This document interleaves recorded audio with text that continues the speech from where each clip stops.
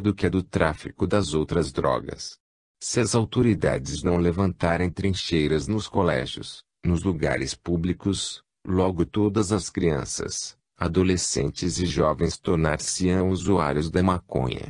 E a maconha de alta potência está chegando ao Brasil, trazida de alguns países, onde está sendo supervalorizada, por levar o usuário a um estado que dizem de delírio. Christophe elucidava. Nesta oportunidade, relembramos sucintamente, conforme a ciência médica terráquea, a existência de algumas outras drogas que causam dependência química, as drogas depressoras do sistema nervoso central, SNC, como o álcool etílico, opiáceos, tranquilizantes, inhalantes e outros, os estimulantes do SNC como a cocaína, o crack e outros, os alucinógenos propriamente ditos como LSD, dietilamina do ácido lisérgico, ayahuasca e outros, as drogas de ação mista como as anfetaminas alucinógenas, a metilenodioximetanfetamina MDMA êxtase, e a metilenodioxietanfetamina, MD, EVA, e outros, e ainda as drogas perturbadoras do SNC como a maconha. A maconha é o nome popular da planta cannabis sativa, que tem sido utilizado por séculos, primeiramente por seus efeitos euforizantes, sendo atualmente uma das drogas de uso ilícito mais utilizadas. A maconha é um vegetal herbáceo anual, dioico, que atinge geralmente a altura de 1,5 a 2 metros. Ela sintetiza pelo menos 400 substâncias químicas, das quais mais de 60 são os chamados canabinoides. Dentre estes, destaca-se o principal componente psicoativo da planta, que é o ácido delta-9-tetridrocannabinol, ou THC. A via pulmonar, absorção alveolar, é a mais comum e popular para a autoadministração. Após a inalação da fumaça do cigarro, ocorre uma concentração máxima entre 3 e 8 minutos. Os efeitos são notados em 20 a 30 minutos, com duração de 2 a 3 horas, fornecendo uma meia-vida de eliminação maior do que 20 horas. O efeito maior proeminente é um período de euforia inicial, que tem sido descrito como uma sensação de alegria e bem-estar. Esta euforia é frequentemente seguida por sedação e sonolência. A percepção de tempo e distância é alterada com distorção tanto da visão, quanto da audição. Entre os efeitos subjetivos, podemos citar a dissociação e o fluxo descontínuo de ideias, a interrupção da memória recente e a alteração da percepção. Foram descobertos, também pela ciência terrena, receptores específicos tanto centrais, como periféricos do THC. Nas gônadas, também foram encontrados receptores. Perceptualmente, altera-se a noção de espaço, cores tomam-se mais brilhantes, a música é mais prazerosa e o tempo passa mais lentamente do que o real medido pelo relógio. Sons muito agudos, que normalmente são rejeitados, passam a ser aceitos ou mesmo preferidos. Quanto à noção de tempo, os dependentes avaliam, por exemplo, 1 minuto como tendo transcorrido 50, 30 ou menos segundos. Em relação ao humor e à emoção, euforia, bem-estar, relaxamento e consequente riso fácil são provocados. Indivíduos inexperientes, temerosos da novidade, e dependendo do ambiente, pelo contrário, ansiedade e disforia surgem, por vezes pânico ou mesmo uma psicose sintomática. Quanto à cognição, uma certa dificuldade de concentração e alterações da memória de curto prazo não são incomuns. Também não são dificuldades de coordenação motora, que atrapalham principalmente tarefas mais sofisticadas. Há um aumento do apetite, principalmente por carboidratos. Alterações autonômicas, como boca seca, hiperemia conjuntival, taquicardia, hipotensão postural e hipertensão supina podem ocorrer. Destas, a taquicardia é a mais comum. Este aumento da frequência cardíaca, à semelhança de outras ações da maconha, também aparece em ondas. O uso crônico da maconha desenvolve a dependência, caracterizada principalmente por dificuldade de abstenção ou de refrear o uso, alterações sutis cognitivas, em particular relacionadas à atenção e à memória, que persistiriam, ou não, após a abstenção prolongada, e doenças respiratórias, como bronquite crônica, bem como alterações histopatológicas das vias aéreas, que seriam precursoras de malignidade. À nossa frente, divisamos laboratórios, bocas de fumo, traficantes, lugares onde ninguém imagina que se venda droga. Ficamos assustados. Corri aqueles filmes de terror. Quase todos os estupradores são usuários de maconha. Quase todos os assaltantes são usuários de maconha. E assim vimos que ela, a inofensiva, a droga leve, a amiga de alguns músicos, de alguns intelectuais, a incentivadora de talentos, é uma bomba atômica com que as crianças brincam de bandido e as autoridades ignoram o quanto seja perigosa. Encontrava-me apavorado com os hediondos crimes praticados pelos maconheiros, os estupros, as torturas às crianças, e não pude deixar de pensar alto. Como pode alguém destruir o jardim de Deus, levando a dor e o desespero a um coração de mãe? Nesse instante, quase morri de vergonha. Meu pensamento foi projetado na tela. Todo o auditório leu e nosso instrutor citou Provérbios capítulo 30. A gente cujos dentes são espadas, e facas, os seus maxilares, para eliminar da terra os humildes e os pobres do meio dos homens. Erros contemporâneos, maledicência dos pais, altivez e soberba, opressão dos poderosos. Irmão, a luta deve continuar. Cada espírito que tem a tarefa de levar uma mensagem aos encarnados deve lutar para alertar a família sobre o perigo das drogas. O lar que não levantar a bandeira do Cristo dificilmente ficará livre delas. O materialismo, a vaidade e a falta de presença materna ou paterna são cooperadores dos traficantes. As mães que hoje lutam para não envelhecer devem abaixar os olhos para suas crianças e ver como são indefesas diante de um mundo tão violento.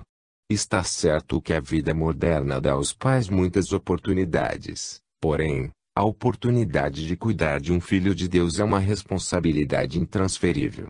Lutemos, irmãos, para despertar a família para o perigo das drogas.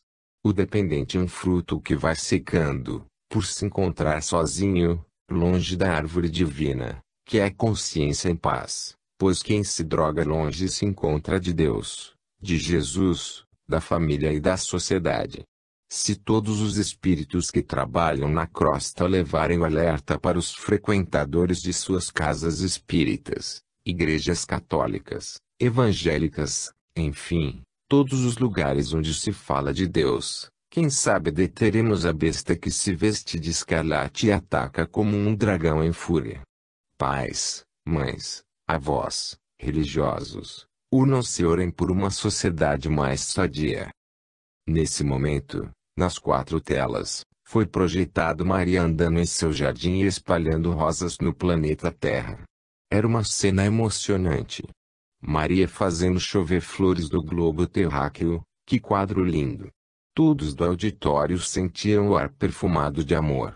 Aproveitamos para orar por toda a humanidade, principalmente por aqueles que já compraram a passagem para o Chupão. Ali ficamos ainda um bom tempo. Depois retiramo-nos devagar. Capítulo 14. Psicologia infantil.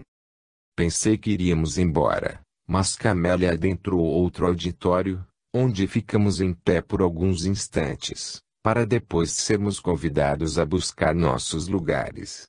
Estava curioso, será que ali também havia aqueles estranhos aparelhos? Mas não. Logo escutamos uma prece e uma jovem psicóloga iniciou uma palestra sobre educação da criança, isto é, o ser, desde o berço, ou melhor, o ventre. Com que carinho ela mostrava o desenvolvimento da criança, do jovem e do adolescente. Muitos pais, ou a maioria deles, não estão preparados para educar, porque também são doentes, também receberam educação errada. Muitos pais não gostam de dar uma palmada no seu filho, mas abusam do chicote verbal, usando palavras duras, que a criança jamais esquecerá.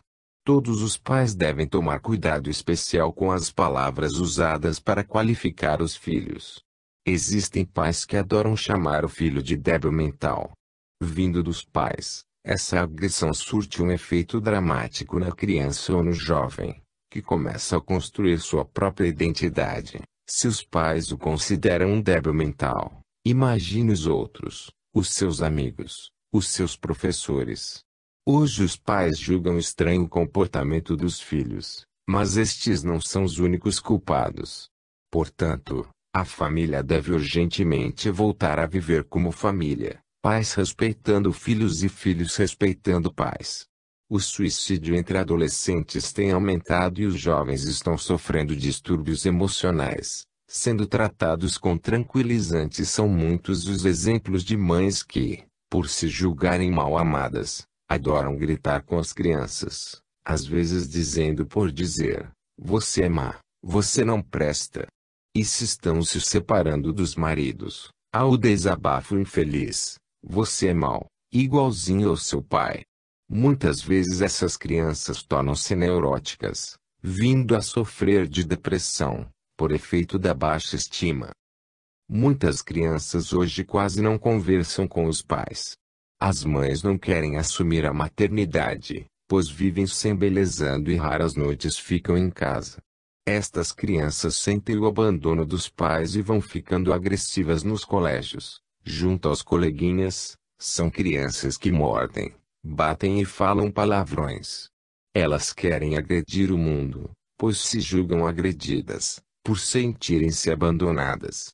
Os pais, principalmente os espíritas, não têm o direito de tratar os filhos com violência. Eles não devem se descontrolar diante dos filhos, porque vão provocar graves danos psicológicos.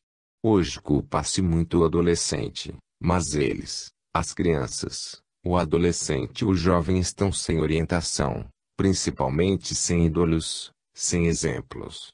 Muitos pais estão distantes dos filhos, ignorando mesmo se eles existem. A busca de conforto está levando a família a uma falta de amor. Os ocupantes de um lar quase não se encontram e quando isso ocorre não sabem dialogar. E os jovens estão cada vez mais distantes dos mais velhos. Existe hoje uma separação. O jovem parece ter aversão aos mais idosos, como se estes não soubessem falar a sua língua. De quem é a culpa? Da família, que evita participar da vida dos filhos, ignora os seus amigos, os seus sonhos, enfim, existem pais que levam os filhos à insegurança. E eles, lá fora, na sociedade, fazem tudo para aparecer, são agressivos, duros e mal-educados. Está na hora de se debater a relação entre pais e filhos e os especialistas alertam para a violência verbal.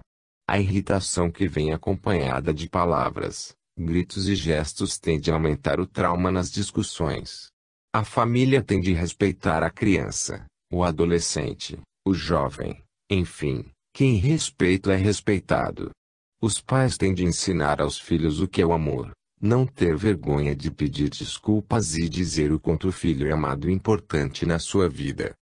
Quando a criança é pequena, o maior mal que a mãe lhe causa é a verborragia. Não só as palavras agressivas ferem a criança, mas também o excesso de palavras, ditas sem parar e com pouco conteúdo, provocam em qualquer ouvinte impaciência, cansaço e revolta, e a comunicação entre pais e filhos se perde. A mãe que fala ininterruptamente serve de deboche aos filhos, que riem dela. É, para eles, uma coitada. A mãe que a todo momento grita o nome do filho, este faz de conta que é surdo. Ele tem razão, para que escutar o que nada de bom lhe traz. Por isso as mães têm de tomar cuidado para não ficar gritando: "Fulano, fulano, fulano, não faça isso." O certo é a mãe aproximar-se e dizer: "Filho, não faça isso, porque não está certo." Explicar por que ele não deve fazer aquilo. Porém, mãe que me é tão agressiva como a que grita e fala palavrão. Educar um filho não é difícil, Quando os pais têm educação e não são neuróticos. A finalidade das nossas aulas é a de que, em todos os grupos de evangelização infanto-juvenil, os educadores passem aos educandos confiança, mostrando-lhes que a casa espírita está ciente do que a vida está lhe passando, que a casa espírita conhece o mundo lá fora, o que está ocorrendo com eles. Falar a verdade, sem crendices, fazer a criança, o adolescente, o jovem, se abrirem, contar o que se passa na sua escola, no seu grupo de colegas e no seu lar. Se não for assim, a casa espírita não conseguirá trazê-los para suas fileiras. Eles têm de amar a doutrina, encontrar Jesus e respeitar as leis de amor a Deus. O trabalho da doutrina é com a família, é educá-la. Hoje, entristece os espíritos que trabalham nas casas espíritas o comportamento de muitas juventudes ditas espíritas, as meninas quase nuas, sem o mínimo respeito a uma casa de oração. Os meninos na deles indo à mocidade apenas para se divertir. A finalidade é tornar a criança de hoje o grande espírita de amanhã. Os instrutores devem estar cientes da influência que suas palavras podem ter no discernimento de seus educandos. Não que devam dar conselhos, pois o excesso de conselhos às vezes causa revolta na juventude, que reage com indiferença ou críticas. O professor é a referência. Se ele tem um discurso agressivo e ofensivo, só falando de umbral, de obsessores, de influenciação, o aluno perde a vontade de frequentar o centro espírita.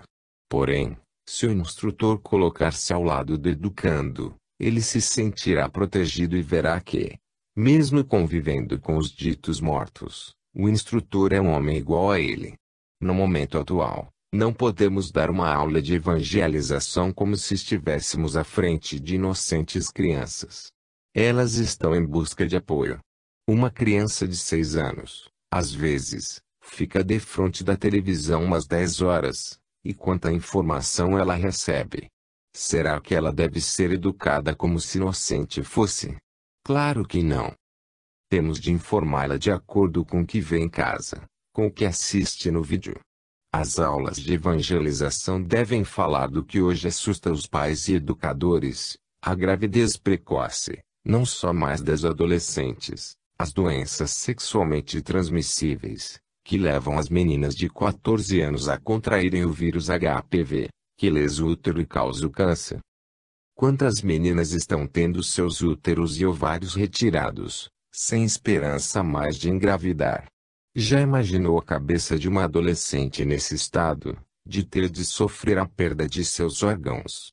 Precisamos levar até o mundo físico um pouco de esperança e de fé. Os espíritas têm de levar para seus lares a doutrina. Por que só os espíritas têm dificuldade em contagiar a sua família com as verdades do Cristo? A palestrante fez uma pequena pausa e aproveitei para refletir sobre tudo o que escutara. Aquela psicóloga alertava os encarregados da evangelização infanto-juvenil, para que os espíritas se inteirem do que acontece na sociedade, porque os encarregados de levar a palavra de Deus aos homens não podem se refugiar em suas casas ou templos, longe do mundo louco de hoje. Dando continuidade à sua preleção, prosseguiu. Pais e avós não podem viver culpando os companheiros dos seus filhos como responsáveis pelo que lhes acontece de errado. De quem é a culpa, então? Perguntamos. Dos pais, que não estão atentos às informações erradas que seus filhos vêm recebendo da mídia. As imagens claras de sexo chegam às crianças, aos adolescentes, jovens e adultos, nas capas dos principais semanários, revistas, outdoors nas ruas, nas propagandas de TV. A publicidade hoje traduz a época atual, ou melhor, as transgressões atuais. Não somente as telenovelas passam ao público o adultério como um fato comum, onde casais não têm vínculo moral um como o outro, como as revistas de homens e mulheres sem roupas fazem apologia às perversões, tendo o sexo como tema principal da vida. Que quer a publicidade? Vender seu produto ao público ou chocar a sociedade? Achamos que o que se vê na mídia é uma realidade cruel de falta de valores morais do homem. Será que a sociedade de hoje está aceitando costumes que ontem considerava obscenos, perversões? Será que ninguém para um pouco e pensa em analisar a poluição visual que vem ocorrendo, quando os valores morais da família estão sendo abafados, oprimidos, pelos excessos de uma propaganda descontrolada do sexo, como se este fizesse parte da vida do homem 24 horas por dia? Sabemos que isso não é verdade. O homem luta, estuda, trabalha, portanto, tem muito mais deveres a cumprir do que se perder no mundo irreal do sexo atual. Crianças, adolescentes e jovens, e mesmo os adultos, estão sendo iludidos por uma propaganda enganosa. Sabemos que existem aqueles que estão resistindo a essa poluição visual, aqueles que ainda possuem família, que estão preocupados com a imagem que criam. Esses sabem que a sociedade violenta de hoje tem por causa a liberdade excessiva dada aos filhos, porque surgiu uma teoria de que, para não se tornarem neuróticas, seus pais tinham de deixar as crianças destruírem seus lares, criá-las sem limites. E é isso que estamos colhendo hoje. Se ontem as crianças quebravam os brinquedos, os adornos dos lares, brigavam entre si, enfim, tomavam os lares um inferno. Com o passar dos anos a violência saiu dos lares e chegou às escolas e à sociedade. Hoje, mulheres em pose sensual fazem propaganda de refrigerante, de caramelos, só faltam fazer de mamadeiras. Mesmo sabendo que não é ético, as agências de publicidade acham que sexo vende. Acreditamos que o homem logo estará saturado de todo esse lixo que hoje polui a mente de todos. Até quando isso irá acontecer? E as autoridades competentes o que fazem para defender a família? Porém, quem deve hoje defender o seu lar é a família, dando aos filhos explicações seguras do que é certo e do que é errado. Existe algo certo e algo errado. O que pode ser considerado errado para um é certíssimo para outro. O melhor é analisarmos se todos aqueles que se dizem liberados, que acham tudo amoral correto, são felizes. Temos a certeza de que não. O tempo se encarrega de provar que tudo que não tem um freio se precipita no abismo da dor e do remorso, e a mulher é a maior vítima da libertinagem que atualmente assola o planeta. As mulheres de hoje, que lutam com os homens no mercado de trabalho, não podem deixar de lado as obrigações familiares, filhos e casa. Portanto, estas mulheres têm problemas sérios de estresse. Não têm tempo de se dedicar às práticas sexuais 24 horas por dia e se sentem fracassadas, porque a mídia cobra da mulher um comportamento completamente impossível de ser real, a mulher fatal, a mulher desejada. E sabemos que, se elas existem, são minoria. As verdadeiras mulheres, com M maiúsculo, são boas mães, boas filhas, boas irmãs e ótimas profissionais. Porém, as mulheres que enfeitam as capas das revistas e dão conselhos sobre o sexo, que enfeitam os outdoors com poses sensuais, não são as preferidas dos homens. Podem até ser, mas todos os homens adoram um colo materno e sonham com uma mulher inteligente e digna.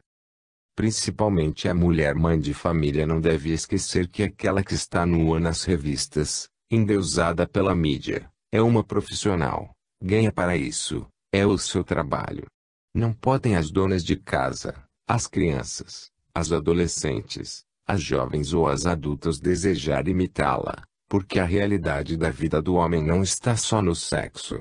Sua parte intelectual é muito mais ativa do que muitos pensam. Se ninguém faz sexo 24 horas do dia, por que tanta propaganda, tanto chamado para a libertinagem? Onde fica a verdade para as crianças, para os adolescentes e para os jovens? Os espíritos que trabalham no plano físico sabem que há crianças de 7 anos que dizem ao namoradinho do colégio que lhe dá um beijo no rosto: "Eu não quero só beijo, eu quero ficar." E os pais riem, acham engraçadinho. Porque isso vem ocorrendo. E a publicidade excessiva da sexualidade, As maiores vítimas são as crianças, os adolescentes e os jovens, e ninguém está tentando fazer algo por eles. A cada hora dão entrada nos hospitais crianças estupradas, violentadas, agredidas por namorados, amigos e familiares. A sociedade, antes, assustava-se quando isso acontecia, mas agora ninguém se assusta mais. É comum encontrarmos nos lugares públicos pais e avós cuidando de netos, de bisnetos, porque os verdadeiros pais são crianças ainda, sem maturidade para assumir um filho. Só que não param por aí, continuarão ficando, porque as imagens claras do sexo provocante estão por toda parte, e eles, moderninhos, não podem ficar de fora. E a família, passiva, nem mais se importa se a filha não volta para casa, se o filho chega doidão, tudo está se tornando mais que natural. Isso passa, é coisa de adolescente. Comentam alguns e dizem os publicitários, a sociedade está mais sofisticada, exige mais. E a poluição visual está na rua e nos lares. Porque muitos que falam a palavra do Senhor também não encontram tempo para educar seus filhos. São espíritas nas casas espíritas, mas ninguém da família vai ao centro, a não ser quando está precisando. A espiritualidade sempre escuta alguns espíritas dizerem: somos liberais, não obrigamos nossos filhos a nada. O nada é a doutrina, é o acesso às leis morais. Com pesar, a espiritualidade vem constatando que a família de poucos espíritas frequenta uma casa espírita. Mesmo os trabalhadores, seus filhos e netos nada querem com Jesus, estão no mar do materialismo, dizendo aproveitar a vida. Eis porque os irmãos aqui se encontram, para serem alertados e levarem o pedido de socorro para que os espíritas se unam. Que todas as casas se levantem em prol da família. Vamos avaliar os atos de nossos filhos. Quais são os seus valores? O que acham da doutrina? Se eles consideram seus pais apenas espíritas, que não conseguiram transformá-los em homens de fé, está na hora de alertá-los de que ninguém deve viver sem Deus. Se não gostam do espiritismo, que busquem outra crença. O espiritismo precisa de corações que amem e que lutem para viver as lições do mestre. Se a família acha que não tem condição de postular os ensinos espíritas, que não brinque com os espíritos. É comum filhos de espíritas se dizerem espíritas, mas não possuírem valores morais, encontrando-se bem longe de compreender a grandeza da doutrina. Será que o jovem espírita está se conscientizando do que a doutrina ensina? O respeito à encarnação? Quantos espíritas ainda acham que alguns tragos de bebida nenhum mal lhes causam, que a doutrina nada proíbe, que qualquer espírita pode dar festas regadas pelos mais finos licores, champanhe e vinhos caros? Eles têm razão, a doutrina nada proíbe, mas esclarece o quanto o álcool, o fumo e a droga fazem mal ao homem, como destroem a família. Vamos conscientizar a família das belezas do espiritismo.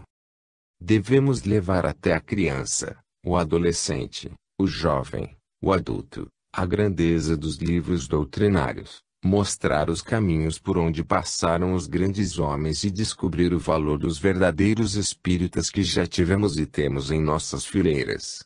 Sabemos que a doutrina é uma cascata de luz, por isso não devemos esquecer as nossas casas. Será que elas vêm recebendo o amor que deve fluir dos corações quando nos propomos a trabalhar em prol dos nossos irmãos? Hoje, na era moderna, a casa espírita não pode ignorar a droga, o sexo e a gravidez na adolescência, porque esses fatos estão em quase todas as famílias. O verdadeiro espírita já foi apresentado a Deus e bem conhece suas leis. Amar a Deus sobre todas as coisas e ao próximo como a si mesmo. Se ele ainda não sabe amar, não pode ensinar ninguém a ser bom. Por isso, frisamos, vamos sair um pouco dos nossos gabinetes e olhar o mundo lá fora, buscando as informações, enfrentando a realidade. E não é preciso ir longe, basta assistir, em nossos lares, às ditas novelas de televisão. que mostram um garoto sendo ridicularizado porque é bom aluno e não tem tempo de namorar, sua idade, 10 anos. Também nos lares chegam, através da televisão, imagens de outras crenças falando horrores do espiritismo. Como ignorar esses fatos? Por isso precisamos amar a doutrina como ela é, pura e cristalina. O que precisamos é olhar quem busca a doutrina e dar-lhe muito o que aprendemos, sem colocar armadura de soldados romanos, vestes de antigos cardeais, roupa de Pilatos, ornamentos de Herodes e ficar atirando pedras nos companheiros. A doutrina está bem longe dessas coisas. Digamos aos jovens espíritas brasileiros que, mesmo vivendo em um mundo difícil, não se contaminem e lutem pela doutrina, pois alcançarão muitas vitórias. E aqueles que só desejam celeuma, as nossas preces, para que Jesus consiga colocar as mãos sobre os seus olhos, cegos de orgulho e vaidade. Muitos momentos difíceis viverão os espíritas em terras brasileiras. Algumas casas espíritas serão caluniadas, médiuns respeitáveis serão vítimas de obsessores encarnados, porém, o Cristo não deixará sem amparo o exército de Deus, que vem protegendo os homens desde os primórdios da humanidade, exército este composto de pleiades de espíritos que tem, por incumbência, levar o homem à terra prometida. Esses espíritos mensageiros estarão sempre ditando mensagens para que os carteiros levem até os médiuns as orientações do mais alto. O que mais preocupa a espiritualidade é a falta de orientação familiar. O certo seria a família colocar limites em seus filhos e orientá-los de que, antes de fazer sexo, deve-se pensar nas consequências. Também nos colégios, é preciso levar grupos para fazer palestras, distribuir panfletos e responder perguntas dos alunos. Os pais, mesmo se dizendo modernos, ainda não acreditam que seus filhos de 13, 14 anos já têm vida sexual ativa. As autoridades têm de lembrar que uma menina de 11 ou 12 anos, que se julga madura o suficiente para fazer sexo, não possui corpo nem mente prontos para isso. Se hoje deparamos com o crescimento da gravidez na adolescência, significa que os jovens estão mal informados, pois não estão usando preservativos, expondo-se a doenças sexualmente transmissíveis. E todos sabem que no Brasil a AIDS já afeta mais de 4.500 jovens, entre 13 e 19 anos. Se perguntarmos aos jovens, seus pais lhe passam alguma informação? Eles responderão, não. Na minha casa meus pais são muito fechados, eles nem imaginam que há muito já tenho vida sexual ativa. Porque os espíritos estão alertando a família e mandando às casas espíritas o alerta. Porque sua finalidade é salvar o homem, é fazê-lo reencontrar-se com Deus, jogar fora o materialismo, tornar-se melhor. A doutrina espírita não existe para que alguns julguem que apenas as suas palavras terão o poder de transformar um espírito trevoso e mau. Não é essa a tarefa da doutrina. Ela veio à Terra com a mesma tarefa de Moisés e de Jesus, a de levar o homem à Terra prometida, isto é, torná-lo bom. Infelizmente, muitos espíritas não conhecem a verdadeira finalidade da doutrina. A missão do Espiritismo é a de apresentar o homem a Deus. Se um espírito levanta a bandeira contra as drogas, o sexo livre, a falta de limite nos lares, alguns espíritas fazem campanhas contra os livros que tratam do assunto, dizendo que não é essa a finalidade da doutrina. A pureza doutrinária está na dignidade dos homens que têm a incumbência de usar a tribuna, os jornais, a televisão, as rádios, para a divulgação das belezas dos ensinamentos do Cristo. O de que mais está precisando no Espiritismo é estudo, estudo, estudo. O que buscam as crianças, os adolescentes, os jovens e os adultos nas casas espíritas? O caminho. Que caminho é esse? O caminho do amor, da perfeição, guiados pelo Mestre verdadeiro, que não critica, que não mata sonhos, que não destrói criaturas. É isso que o homem está buscando, e muitos deles o estão encontrando nas promessas de um reino de Deus e tudo fazendo por essas seitas, porque esperam voltar a ter esperança na salvação. Portanto, não vamos fazer ameaças com umbrais, com obsessores, e sim falar da beleza da doutrina, o quanto ela elucida sobre a vida e a morte, o quanto consola, o quanto é verdadeira. A doutrina cristalina esclarece quando diz ao homem que ele é eterno e o túmulo, a porta para a verdadeira vida, mas nem por isso devemos desejar morrer. Certos oradores dizem que os espíritas cantam e dançam de alegria quando alguns dos seus desencarnam. Por mais espiritualizado seja o homem, ele está no mundo físico e teme deixá-lo, e aqueles que ficam choram e sofrem. Essa é a realidade que o verdadeiro espírita tem de passar, e não a fantasia da indiferença com a morte. Perguntemos a um médium sério se ele tem medo de morrer e responderá que sim.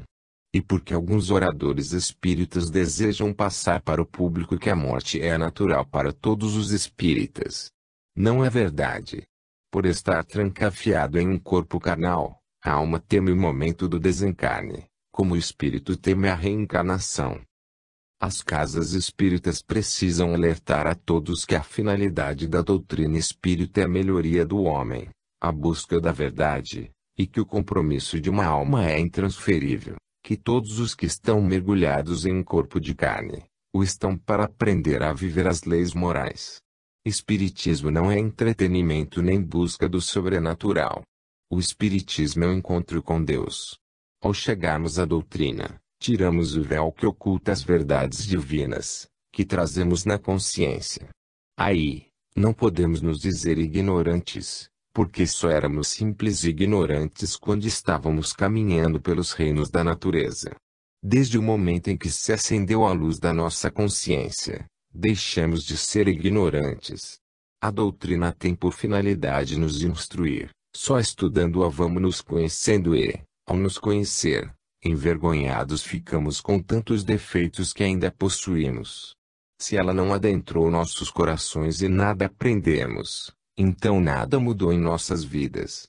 Ao contrário, estaremos fazendo um mal imenso a esta doutrina divina, que Jesus prometeu fazer brilhar no coração da humanidade. Com pesar constatamos que poucos ainda são os que a respeitam como ela merece. Se Deus nos mandou seu Filho primogênito para que nele pudéssemos mirar, sentirmos o Criador, enxergá-lo, para nos tornarmos realmente seus filhos, mas até hoje não encontramos Jesus, talvez por isso ainda não compreendemos a doutrina espírita. Mesmo nos dizendo espíritas, atiramos pedras na cruz e no próximo. A cada dia o manto da verdade se aproxima dos ombros curvados dos homens do planeta Terra, e feliz aquele que não se curvar diante das responsabilidades a que foi chamado, pois quão dura é a jornada e quão áspero o caminho. Jamais aquele que ficou parado para observar o trabalho do próximo foi o vencedor, nem os que crucificaram o Cristo receberam o aplauso da humanidade. Ao contrário, receberam, sim, o desprezo. Também os que se armaram para defender a igreja que diziam ser do Cristo, estes escreveram os seus nomes com a tinta do sangue dos inocentes. Todos aqueles cuja vaidade, soberba e ganância fizeram com que se apossassem das revelações, julgando-as de sua propriedade, tiveram seus nomes apagados no plano maior. Aos espíritas foi dado saber de onde tirar as informações sobre o universo de Deus, sobre sua bondade, sobre a vida e a morte, sobre a imortalidade da alma, a sua peregrinação pelas vidas sucessivas. Não queremos acreditar que falte aos espíritas estudo e trabalho, porque a pedra que não é usada se perde nas estradas da vida. Preciso que aquele simpatizante, curioso ou espírita se conscientize de que o espiritismo é o encontro com Deus, e ele, como o grande Pai, não se cansa de ensinar aos seus filhos a viver as leis morais. O espírita precisa somente disso, ser bom e digno. Quando Cristo voltou para o mundo maior, ele prometeu aos seus apóstolos que não os deixaria sozinhos, que o Consolador viria até o plano físico, e cumpriu sua promessa, não depositando os ensinamentos em um só homem, mas deixando cair do alto, em forma de estrelas cadentes, as palavras divinas, trazidas pelos espíritos, por toda a terra.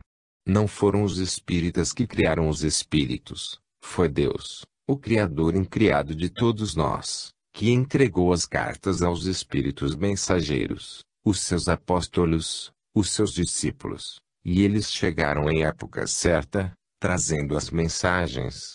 Os homens encanados, assombrados, não conseguiram saber o que fazer. Mas ele, o ungido por Jesus, Allan Kardec, e outros encanados, captaram as mensagens, e foi então que surgiu a doutrina espírita. Antes só existia o mediunismo, na figura dos videntes, dos feiticeiros, dos profetas. Mas a doutrina surgiu, derrubando a fantasia, o faz de conta, o misticismo, os ídolos, as estátuas, enfim, ela chegou como fonte de luz, espantando as trevas da morte. Os homens, inebriados, foram catalogando as estrelas cadentes repletas de luz e as levando até Allan Kardec, para que ele as juntasse, como faz um zeloso jardineiro. E isso ele fez. Juntou o primeiro buquê de estrelas, chamado carinhosamente de o Livro dos Espíritos. Outros ramalhetes foram se formando, até completar o Pentateuco espírita, do mesmo modo que, no primeiro chamado, Moisés recebeu os 5 primeiros livros da Bíblia. A história se repete e o edifício vai sendo construído. Agora, os espíritas precisam lutar para colocar o telhado. Que este não seja um telhado de vidro e sim um telhado de bons exemplos. Que cada pai de família ofereça a seus filhos as verdades espíritas. Essa nossa palestra é uma súplica para que os ocupantes de um lar aprendam a dialogar para que não ocorra a separação, que com pesar estamos presenciando nos tempos modernos, os jovens julgando os pais antiquados, os avós decrépitos, enfim, não amando seu lar como deva ser amado, o único lugar onde ele é resguardado realmente, quando assim o deseja. É preciso que cada um seja um facho de luz por onde passa. Se a maior propaganda que Jesus fez foram os seus exemplos, os espíritas têm de fazer o mesmo. A hora é agora. Os contraditores não falam mansamente, são acusações sérias, que denigrem o espiritismo, e ninguém está vendo o que vem acontecendo em todas as cidades brasileiras. Porque os espíritas não estão se unindo, carregando uma só bandeira, a do amor. Só esta bandeira derruba as desavenças religiosas. As trevas não estão preocupadas com as outras crenças, sim com o espiritismo, que age como se fosse uma lixa que alisa a alma do homem, tirando-lhe as imperfeições. Os espíritas precisam se unir para a grande jornada da renovação do planeta. O plano maior está envidando esforços para a unificação da palavra de Deus no coração da humanidade. Lutemos em levar a verdade para o plano físico, não importando se nossas mensagens serão guardadas no coração dos nossos irmãos. Que Deus nos ampare. Capítulo 15. Os alucinados pela êxtase. O grupo estava atento e feliz pelo conhecimento que nos chegava. Josué recitou o Salmo 119, como poderá um jovem manter conduta irrepreensível? Cumprindo tua palavra. Procuro-te de todo o coração, não deixes desviar-me dos teus mandamentos. No coração conservo tua palavra para não pecar contra ti. Bendito és tu, Senhor, ensina-me tuas prescrições. Enumero com os lábios todas as sentenças de tua boca. Encontrei alegria no caminho de tuas leis, como no acúmulo de riquezas. Meditarei em teus preceitos e contemplarei tuas veredas. Deleito-me em tuas prescrições, não esquecerei tua palavra. Concede este favor a mim, teu servo, deixa-me viver na observância de tua palavra. Hilário conduziu-nos a outra pequena faculdade daquele belo lugar. Quando chegamos, fomos recebidos por Roberto, que, muito solícito, cumprimentou-nos. Sejam bem-vindos, irmãos em Jesus. Demos entrada em um amplo auditório, cujas telas circulares projetavam, naquele momento, todo o planeta Terra, com seus rios, florestas, Enfim, eram exibidas as belas flora e fauna do planeta, animais correndo, cantando liberdade. Quando nos acomodamos, foi mostrado um filme em terceira dimensão sobre a vida nas cidades. O filme exibido passava-se no Brasil. Todos nos encontrávamos curiosos. Naquele lindo auditório, teríamos uma aula sobre a deprimente vida de alguns encarnados. A projeção começou mostrando que jovens muito bem trajadas e de ótima aparência, da classe média, eram as principais disseminadoras do êxtase. Elas são chamadas baleiras e seu trabalho é tão discreto quanto a ingestão da droga. Novos usuários só têm acesso à fonte por indicação e não adianta abordá-las, pois não se expõem. Ao contrário, resguardam-se quando abordadas por desconhecidos. Dificilmente despertam suspeita. O êxtase é trazido de fora e os chefões só contratam meninas de ótima aparência, para não levantar suspeita. Assistimos às festas, principalmente as noturnas, onde as balas têm público certo. Bem diante de nossos olhos, víamos a juventude rica, que sente orgulho de se dizer distante das bocas de fumo, mas que é tão dependente das balas. O efeito do êxtase, misturado, é tão forte que os dependentes nos parecem débeis mentais. O filme foi interrompido e um instrutor nos alertou para o perigo dessa droga, que pode vir a ser um sério problema de saúde pública.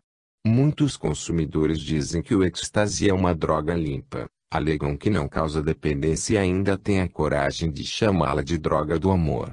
O instrutor afirmava que ela causa, além da dependência física, forte dependência psicológica e lesões de tecidos, principalmente no cérebro, causando perda de memória. Se usada em demasia, o dependente pode vir a contrair o mal de Alzheimer. Reiniciada a projeção, vimos alguns jovens usando o coquetel de drogas, levando-os a uma noite infernal. Esses jovens não imaginavam o perigo que estavam correndo. Os problemas clínicos são muito graves e aparecem com mais rapidez. Se desejarem largar a droga, o tratamento é muito mais difícil, principalmente em se tratando de uma droga sintética. Vimos um jovem de seus 16 anos, completamente alucinado, buscar desesperadamente um copo de água, pois a droga aumenta a temperatura do corpo.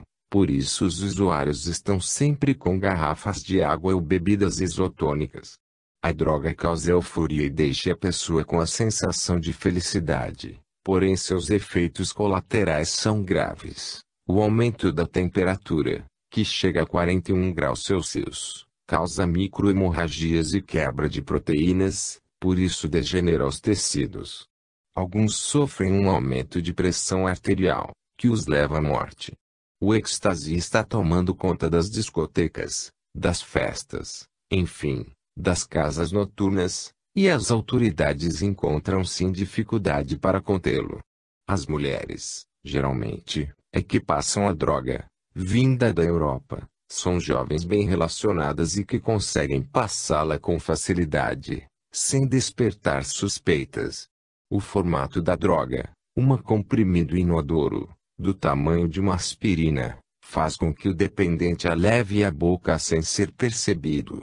Aí é que essa droga é perigosa, pois se alastra devagarinho, sem ninguém quase perceber. Dificilmente, em uma casa noturna, ela não reina.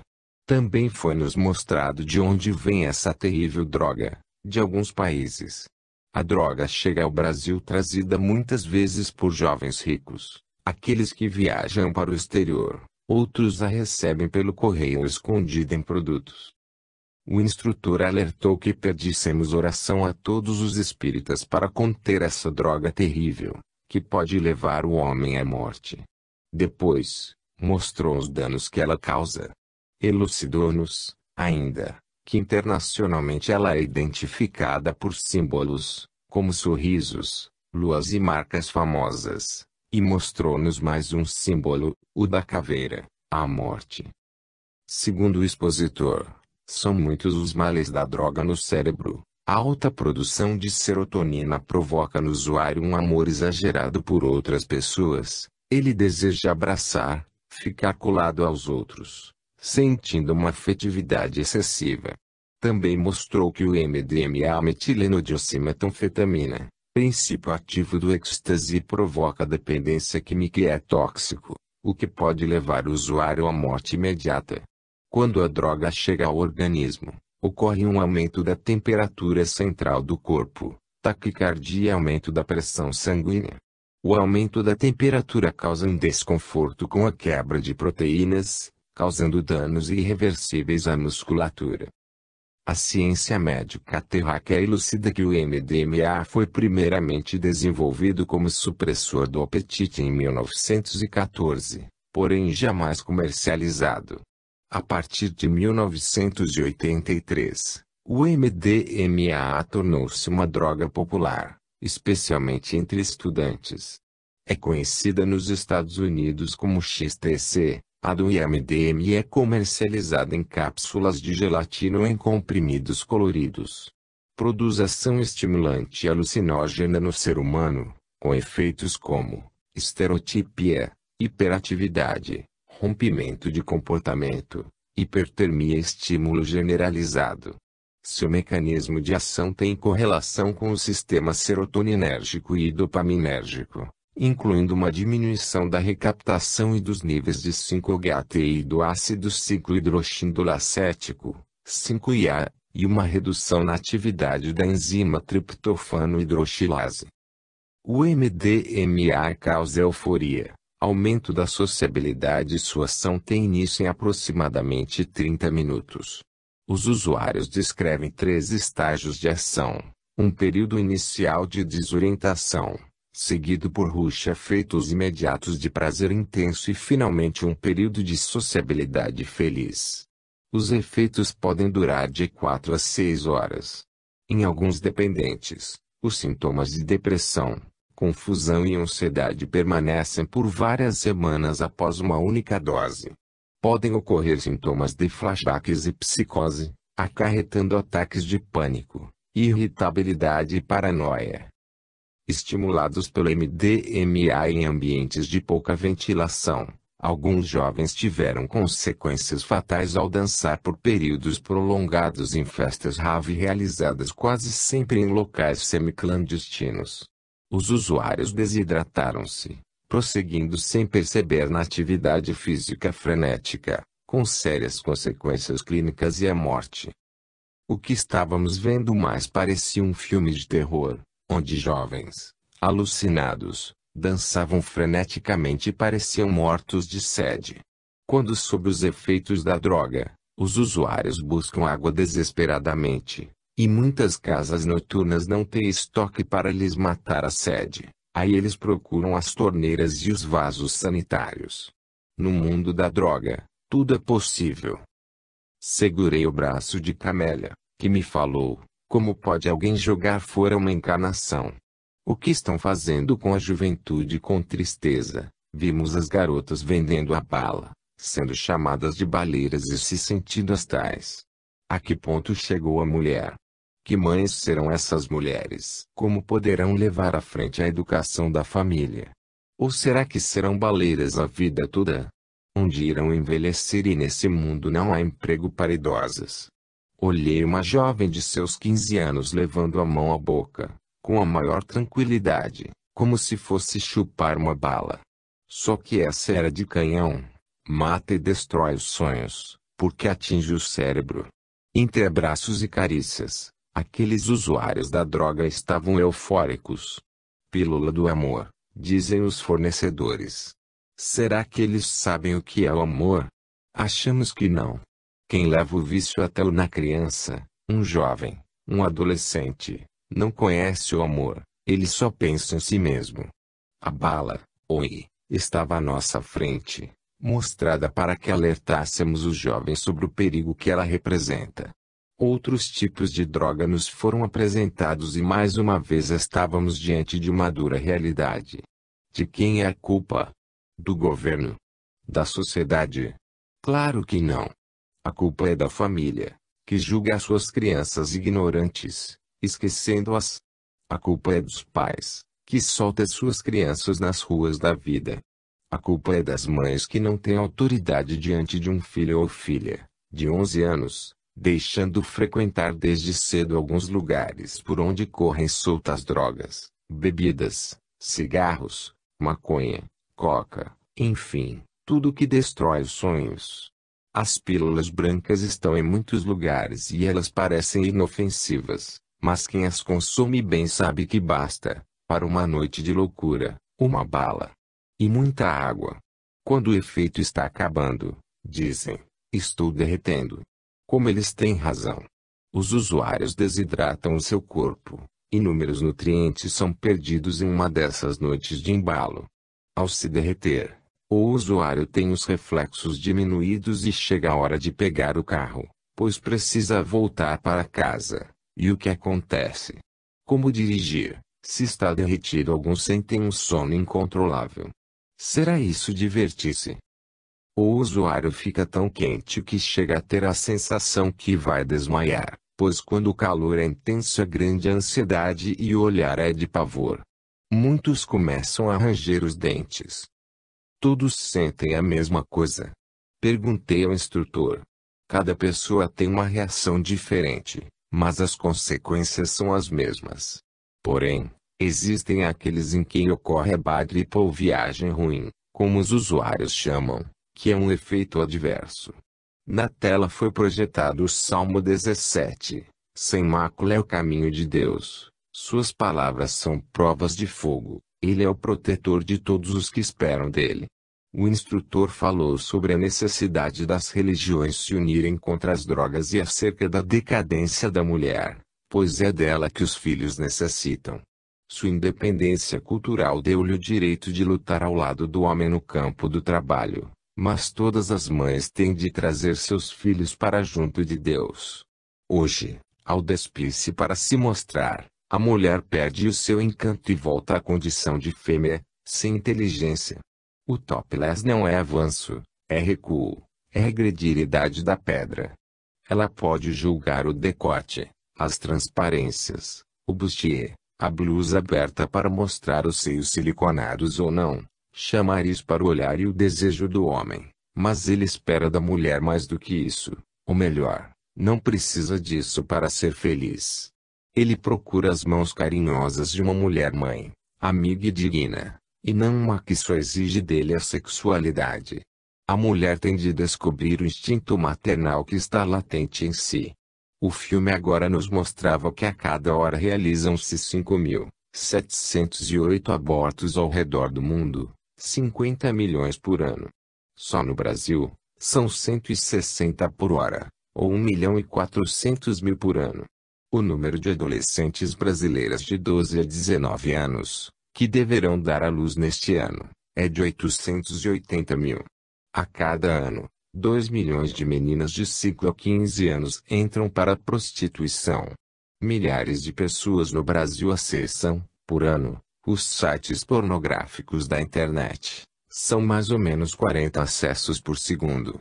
Em nosso país, não são registrados todos os estupros ocorridos por ano, mas bem sabemos que passam de 300 mil. No Brasil diminuiu a profissão de prostituta, porque é comum a mulher iniciar sua vida sexual muito cedo, com os namoradinhos. É comum a mulher ficar com cada homem que passa pela sua vida.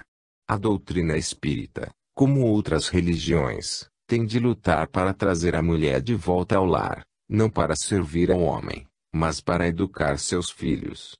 Pode ser boa profissional, sem descuidar da educação dos filhos. A violência do mundo está ocorrendo por causa da falta de união entre o homem e a mulher, na formação do lar verdadeiro. A Terra progrediu em tecnologia, mas moralmente o homem esqueceu as leis de Deus, principalmente o encarnado, que julga não existir vida além vida e que sua responsabilidade termina junto ao túmulo. Deus criou o homem para tornar-se a sua semelhança, isto é, ser bom e puro. O que é necessário é a mulher esperar o seu filho como a terra esperou o Messias. Cabe a cada uma sair em busca da paz. Está nas mãos da mulher a melhoria do planeta. Se continuarem preocupadas em como atrair sobre si os olhares de cobiça dos homens, deparar-nos-emos, Infelizmente, com o fim da família, o filme pedia a união das religiões na educação do homem. O instrutor projetou cenas sobre o que vem ocorrendo com a sociedade. Muitos julgam que os espíritos vivem perambulando pelas ruas do mundo físico, querendo assombrar os homens, ou nas casas espíritas.